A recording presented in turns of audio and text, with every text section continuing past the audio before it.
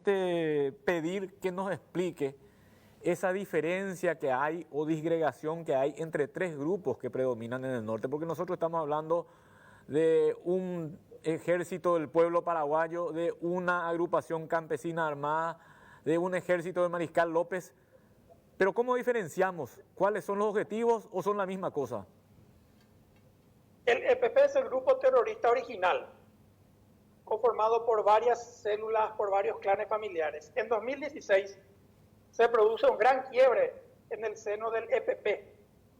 Alejandro Ramos Morel, uno de sus hombres pensantes, tal vez con el de mayor preparación ideológica, mayor preparación académica, es expulsado del EPP en 2016. Y él entonces se lleva consigo a su esposa, Lourdes Bernarda Ramírez de Ramos, y a sus dos hijos, Alejandro Antonio y Lourdes Teresita, que habían sido arrancados de la casa de su abuela cuando tenían 13 y 14 años respectivamente para incorporarse al EPP. Entonces, ¿qué hace la familia Ramos Ramírez, digo? Funda su propio grupo, EML, Ejército del Mariscal López. Rápidamente, Alejandro Ramos Morel capta para el EML a los hermanos Antonio Ramón Bernal Maíz, Feliciano Bernal Maíz y Hugo Bernal Maíz. Estos tres hermanos de Coco Bernal Maíz, abatido en la noche del secuestro de Arlan. Estos tres hermanos Bernal Maíz que estaban en el EPP pasan al EML con la familia Ramos Ramírez. Y también se incorporan al EML tres hermanas de los Jara Larrea. ¿Quiénes eran los Jara Larrea? Albino y Alfredo Jara Larrea eran los primeros, fueron los primeros soldados indisciplinados que fueron echados del EPP en 2013 y que conformaron la primera camada del grupo ACA, Agrupación Campesina Armada. Cuando los hermanos Jara Larrea murieron en 2015, la ACA terminó. Entonces solamente quedó el EPP. Después empezó el EML con los Ramos Ramírez, los Bernal Maíz y las tres hermanas Jara Larrea que seguían vivas. Pero ¿qué pasa en seno del EML después? La hija del jefe, la hija de Alejandro Ramos Morel, Lourdes Teresita Ramos Ramírez, resulta embarazada de uno de los hermanos Bernal Maíz, por lo que Alejandro Ramos les expulsa del EML a los hermanos Bernal Maíz y estos salen de la banda con las hermanas Jara Larrea y refundan la ACA, la Agrupación Campesina Armada. Pero ¿qué pasó? El año pasado murió una de las cabecillas de la nueva ACA, Leticia Jara Larrea, y hace 3 meses murió el último líder de la ACA, Antonio Bernal Maíz, alias Tehuetá, entre paréntesis, el que había sido liberado en 2011 por el entonces juez Gustavo Bonsi, cuando estaba siendo procesado por el secuestro de Luis Listrom. Entonces, en un momento dado, Osvaldo, hasta hace pocos meses teníamos al EPP, al EML y a la ACA, y operaban en 3 territorios distintos. El EPP operaba generalmente en la margen derecha de la ruta PY05 y el EML y la ACA operaban en la margen izquierda. El secuestro de ahora de Oscar Denis ocurre en teoría, territorio del EML o de la ACA, algo que es improbable que entre esos grupos terroristas invadan sus territorios.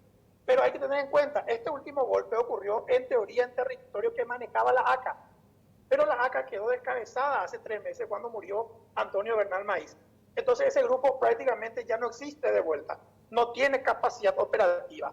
Por lo que se puede entender entonces que el EML, que el EPP ahora fue a acaparar el territorio ocioso que dejó la ACA. Y este secuestro se produjo precisamente en esa región límite entre Concepción y Amambay, Osvaldo. Iván, una cuestión que preguntan los televidentes. ¿Este secuestro se produce cerca de del sector donde ocurrió la incursión de la vez pasada que le costó la vida a estas 2 niñas allí entre el límite de Amambay y Concepción? Y podemos ver el mapa y te voy a indicar para que la gente te haga una reseña mental. 31 kilómetros en línea recta. es la distancia entre el lugar del probable secuestro de ahora y el punto de la muerte de las niñas. Ahí hemos señalado la zona. Ese tramo amarillo y negro sobre el cual aparece Villaú, Cruce Bellavista y Pedro Juan Caballero, es la ruta quinta, la ruta PY05. Por eso decía, la muerte de la niña ocurrió en la margen derecha de la ruta PY05 y el secuestro de ahora ocurrió al otro lado, en la margen izquierda, el territorio que antes manejaba la ACA. Por eso es que era raro que el EPP invada territorio de otro grupo, pero la ACA prácticamente ya no existe de vuelta, por lo que su territorio quedó ocioso y pudo haber sido ahora acaparado de vuelta por el grupo criminal original, EPP. Ya, ya. Iván, por otra parte, hay que decir, para complementar todo esto, que el EPP empieza en el 2008, ¿no?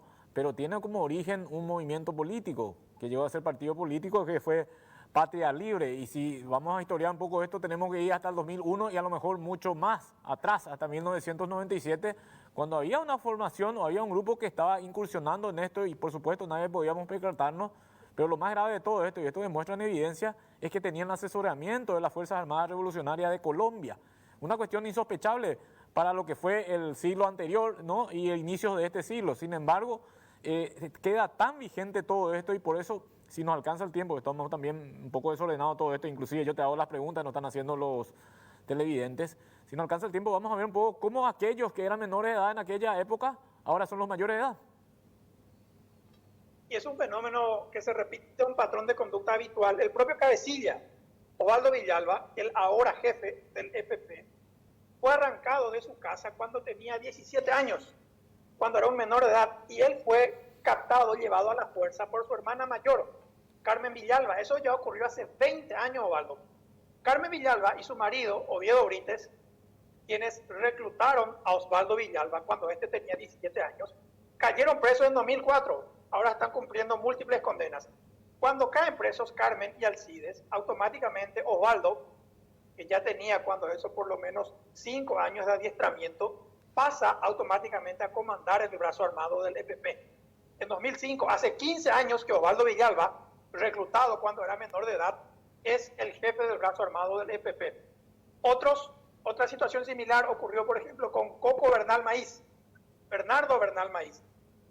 Coco Bernal, como era conocido, él salió de su casa cuando tenía 15 años y fue reclutado por su hermano mayor Aníbal, que ya integraba el EPP cuando eso.